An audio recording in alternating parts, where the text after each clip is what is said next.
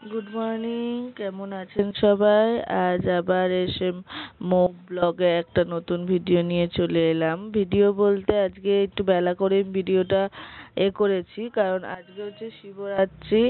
শিবরাত্রি না, সরি, নীল ষষ্ঠী। তো নীল ষষ্ঠী সারাদিন উপোস থেকে জল ফল ঢেলে চলে এসেছি।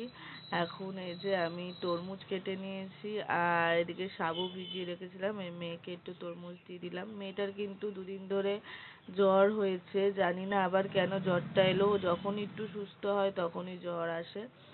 যাই হোক, এই যে বড় সাবুদানা ভিজিয়ে নিয়েছিলাম, আর নারকেল কুচি, আর ওইদিকে কলা, মিষ্টি, দই এইসবই রয়েছে। তো আমি 12টা এখন 12:30 1টা বাজে, আমি খেতে বসেছি। 12:30টার মধ্যে আমি গিয়ে জল ঢেলে এসেছি। দিয়ে আবার কালকে আমার শেতলা উপোস আছে, শেতলা পুজো আমাদের বাড়ির এখানে। তো মানে শরীরটা খুব একটা ভালো নেই, গলাটা একদম জ্বালা জ্বালা করছে, আর তলপেটটা না ভীষণ ব্যথা। সেই নিয়ে আমি ভাবছিলাম ভিডিও করব না, তাও ভাবলাম যে না, একটু ভিডিও করি। তো এইভাবে সাবুটা মেখে আমি খাচ্ছি। সাবু মাখাটা খেতে ভালোই লাগছিল, কিন্তু কিছু করার নেই। আমি তো অন্য কিছু আর কিছু খেতে পারবো না, তাই সাবু মাখাই খাচ্ছিলাম।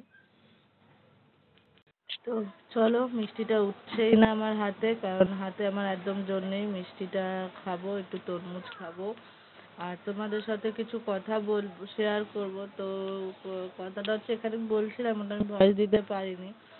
সেটা হচ্ছে যে আমার ভিডিওতে একদম সাবস্ক্রাইব, তারপরে লাইক এইসব বাড়ছে না, কিন্তু ওয়াচ টাইম আমার বেড়ে হয়ে গেছে। ওয়াচ টাইম যে 4000টা দরকার থাকে, সেই ওয়াচ টাইমটা হয়ে গেছে, কিন্তু সাবস্ক্রাইব বাড়ছে না। তো আমি জানি না আমার মানে চ্যানেলটা কবে দাঁড়াবে, আমি বুঝতেও পারছি না। 1 বছর 1.5 বছর ধরে আমি মানে চ্যানেলে কাজ করছি, কিন্তু তবুও আমার চ্যানেলটা দাঁড়াচ্ছে না। তো এখন বিকাল হয়ে গেছে, এখন রোজ সন্ধ্যের আমাদের এই ডিউটি, তোমাদের দাদার আর আমার, যে ওকে নিয়ে আমাদের বাইরে বার করতে হবে, নইলেই হাঁড়ি থেকে নেবে, সারা খাঁচা ঘুরবে, আর ওর মা আর ওর বাবা চেঁচাবে। আর চলো, এই যে আমাদের সুন্দর মন্দিরটা সাজানো হয়ে গেছে, এবার মা আসছে। আমাদের এখানে মা কিন্তু কাঁধে করে আসে। হ্যাঁ, কাঁধে করে সব, যে আমাদের পাড়ার সব ছেলে, জ্যাঠা কাকা, তারপরে ভাইরা, তারপরে আমি এ পাড়ার বউ, তো দেওররা যারা আছে তারা কিন্তু সবাই এই যে কাঁধে করে নিয়ে আসে মাকে। মা এসে গেছে, তো আমাদের শীতলা মা চলে এসেছে। তো দেখো, মানে মায়ের মুখটা এত সুন্দর হয়েছে না, দেখেই প্রাণটা জুড়িয়ে গেল, আর চোখ দিয়ে জল বেরিয়ে গেল আমার। মানে মায়ের সত্যি সত্যি এখানে প্রচুর ভিড় হয়। আর এখানে কিন্তু যেমন কালকে পুজো, পুজোতে সারা রাত কীর্তন হবে, আর এই যে মন্দিরটা এত সুন্দর করে সাজায়, মানে বলার বাইরে। এবছরে একটা দিন এখানটা জমজমাট হয়ে থাকে। হ্যাঁ, এর পেছনে সামনে দুর্গাপুর মন্দিরও আছে, দুর্গাপুজো হয়, কিন্তু শীতলা পুজোটা এবছর, আমি প্রত্যেক বছর আমি দণ্ডি কাটি, এবছর দণ্ডিটা আমি কাটতে পারবো না, শরীরটা খুবই অসুস্থ হয়ে গেছে। তো মাকে বলেছি আমার যে আশাগুলো আছে ওটা পূর্ণ করে দাও, আমরা জোড়ায় দণ্ডি কাটবো। তো চলো, মাকে দেখে এসে এবার এই যে রাতের এখানে রাঙা আলু আর দিয়ে মুগ কলাই সেদ্ধ খাবো, একটু সর্ষের তেল, নুন, মিষ্টি, যা যা লাগে সব দিয়ে ভালো করে ধুয়ে নিয়ে ওটা সেদ্ধ বসিয়ে দেবো। এটা আমি, মা খাবো, আর আমার বর খাবে।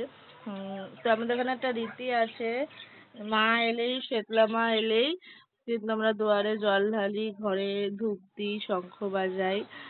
আর 4 দিন মা যতদিন থাকবে আমরা কিন্তু নিরামিষ খাই। প্রথম দিন আহ মানে প্রথম দিন খাই হচ্ছে লুচি পরোটা, আর পরের দিন ভাত খাই, কিন্তু সেটা নিরামিষ 4 দিন ধরে।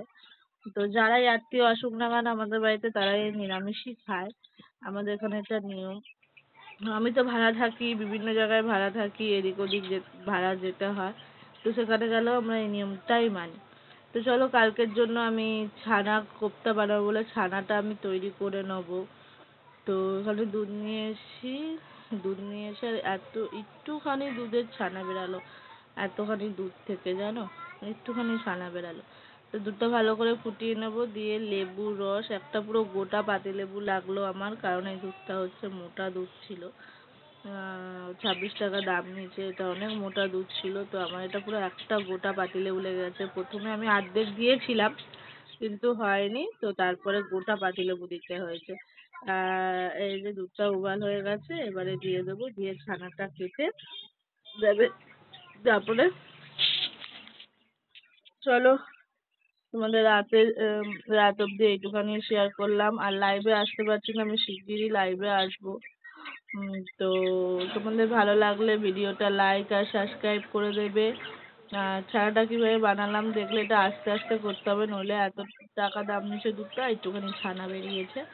তো ছানাটা অনেকটা সফট হয়েছিল। তো চলো, ভালো লাগলে লাইক আর সাবস্ক্রাইব করো। Tata, bye bye.